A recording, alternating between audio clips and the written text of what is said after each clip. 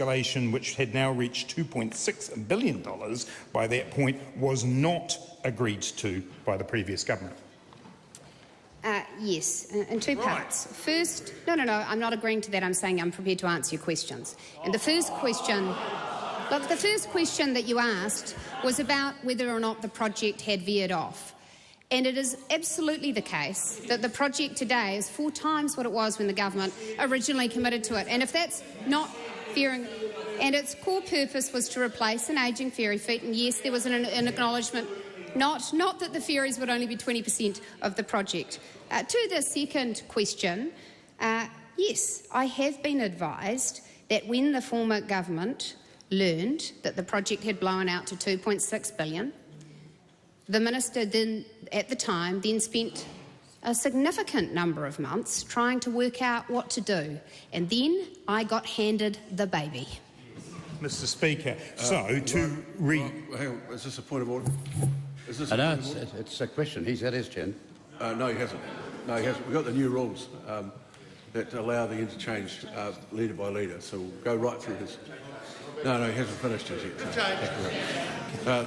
Honourable Grant Robertson. Mr. Speaker, so to clarify, the minister's statement says that the project veered away from its core purpose when it hadn't.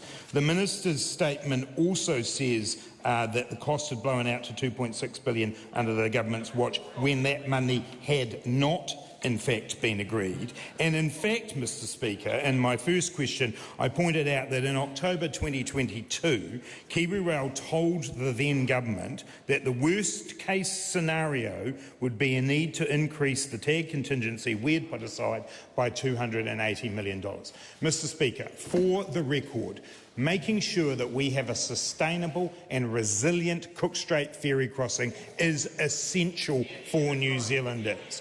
We all agree that the cost escalations that KiwiRail proposed were unacceptable, and they were not accepted by the previous government. What we did was attempt to safeguard the investment that had already been made, the sunk costs that will now be lost to New Zealanders, and ensure that there would be a ferry crossing. We did spend a considerable amount of time between Treasury and KiwiRail and the government this year to find a way forward. And before we left government, we made an in-principle offer to KiwiRail for part of that construction cost, because we did believe that it was important that New Zealanders did have confidence that there would be an ongoing, sustainable Cook Strait ferry network. KiwiRail rejected that offer, and that was the position we were in going into the election. The position the government now leaves New Zealanders in is with no idea as to how they will be able to ensure that there is a future sustainable Cook Strait ferry crossing. Mr. Speaker, I urge the Minister to do 2 things. Find some certainty for New Zealanders and release the full documentation about this project so that New Zealanders can see how hard the previous government worked to keep a ferry crossing going for them in the future. I think if the point that the Minister wishes to make is that this sorry saga dragged on for months under his watch, then yes, that is correct. And yes, he did oversee multiple cost blowouts, and yes, there was engagement with KiwiRail about it.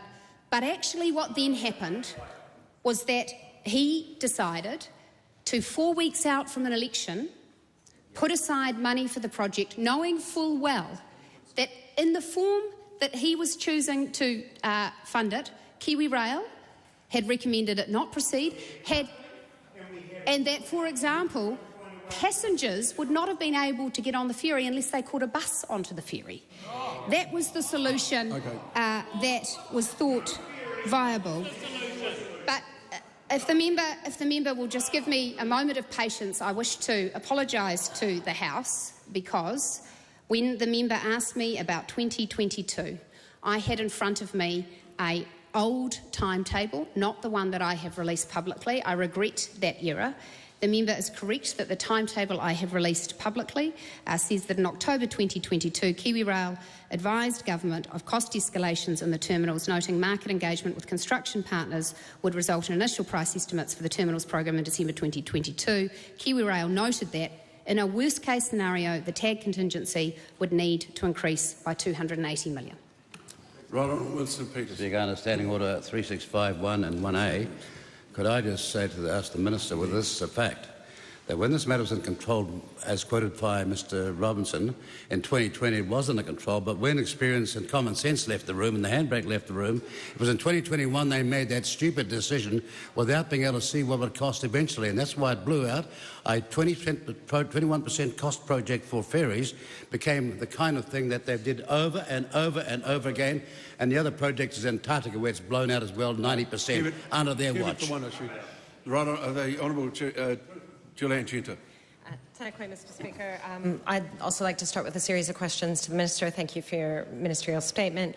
Has the government received any advice that quantifies the risk to New Zealand of not having replacement ferries if current vessels fail?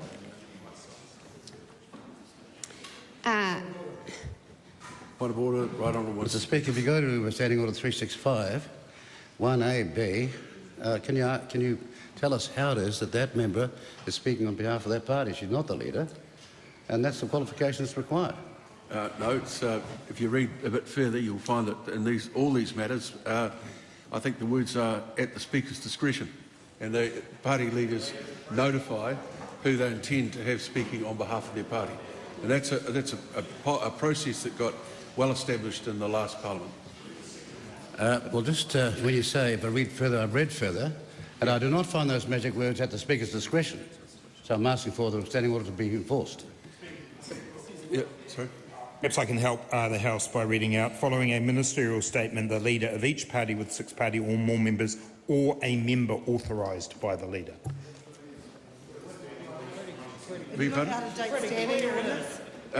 I'm assuming, yes I can do a lot of things, and assuming is one of them.